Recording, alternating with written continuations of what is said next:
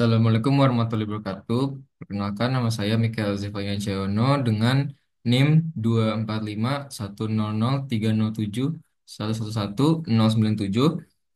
Eh, Pada kesempatan kali ini saya akan mempresentasikan tugas etika profesi yaitu dengan judul yang saya ambil potensi pengembangan dodol.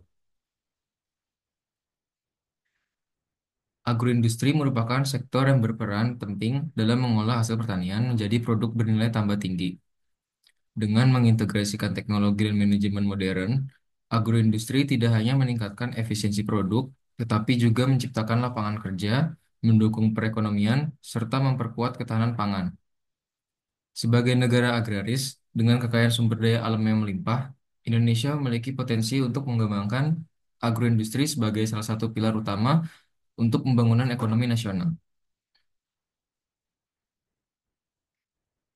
Di daerah saya sendiri, yaitu Jakarta, sebagai pusat ekonomi dan perdagangan Indonesia, memiliki peran strategis dalam mengembangkan agroindustri untuk mendukung pertumbuhan ekonomi lokal serta nasional. Meskipun dikenal sebagai wilayah metropolitan, Jakarta memiliki potensi besar dalam pengembangan agroindustri, terutama yang berbasis pada budaya lokal dan pengolahan bahan baku dari daerah sekitarnya. Produk yang saya ambil yaitu di sini adalah dodol. Dodol merupakan salah satu makanan tradisional yang telah menjadi bagian penting dari warisan budaya Betawi di Jakarta. Hidangan ini kerap disajikan dalam berbagai acara adat seperti pernikahan, lebaran, dan perayaan tradisional lainnya, menjadikannya simbol identitas lokal yang kuat. Selain itu, bahan baku utama dodol seperti ketan, santan, kelapa, dan gula aren mudah ditemukan di Indonesia, terutama dari wilayah sekitar Jakarta seperti Banten dan Jawa Barat. Ketersediaan bahan baku yang melimpah ini memberikan dasar yang kuat bagi pengembangan dodol sebagai produk agroindustri. Lalu sini ada proses pembuatan dodol yaitu dengan pertama persiapan bahan baku dilakukan dengan menyiapkan bahan-bahan utama seperti ketan, santan kelapa, dan gula aren. Pertama itu ketan direndam terlebih dahulu agar lebih lembut saat dimasak. Kemudian diperas dari kelapa parut untuk mendapatkan cairan santan kental. Sedangkan gula aren dipilih untuk memberikan rasa manis yang khas serta warna gelap pada dodol. Proses kedua yaitu pemasakan.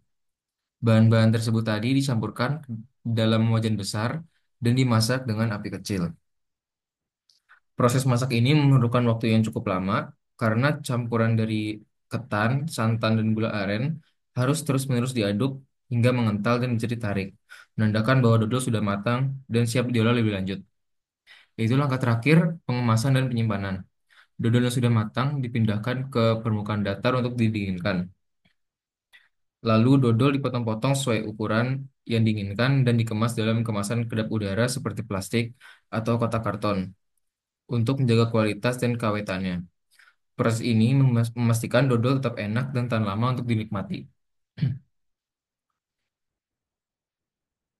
Selanjutnya, untuk keuntungan dari produk ini yaitu yang pertama, bahan baku lokal yang melimpah. Dodol, dodol dibuat dari bahan-bahan sederhana seperti ketan, santan kelapa, dan gula aren. Indonesia sendiri memiliki sumber daya kelapa dan gula aren yang melimpah, terutama di daerah sekitar Jakarta seperti Banten dan Jawa Barat yang mendukung keberlangsungan produksi dodol. Yang kedua, ada permintaan pasar yang stabil. Dodol memiliki daya tarik sebagai oleh-oleh khas Jakarta, terutama bagi wisatawan domestik maupun mancanegara. Meningkatnya minat terhadap produk makanan tradisional alami dan bebas bahan pengawet membuka peluang besar untuk pengembangan dodol ini sendiri. Yang ketiga, potensi inovasi dan modernisasi. Dengan inovasi rasa seperti durian, coklat, atau pandan, dan kemasan modern, dodol dapat menjangkau pasar yang lebih luas, termasuk generasi muda dan pasar internasional. Penggunaan teknologi agroindustri seperti mesin campur dan pengemasan otomatis dapat meningkatkan efisiensi produksi dan kualitas produk. Kemudian tantangan dalam pengembangan dodol sendiri yaitu urbanisasi dan minimnya lahan pertanian. Di Jakarta, urbanisasi terus berkembang pesat seiring dengan meningkatnya jumlah penduduk dan laju pertumbuhan ekonomi. Setiap tahunnya, Jakarta menarik migrasi besar-besaran dari daerah lain yang mencari peluang pekerjaan dan kehidupan yang lebih baik.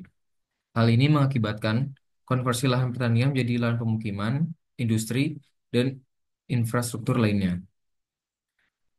Proses ini menyebabkan berkurangnya ruang untuk kegiatan pertanian, baik untuk tanaman pangan maupun untuk pengembangan agroindustri.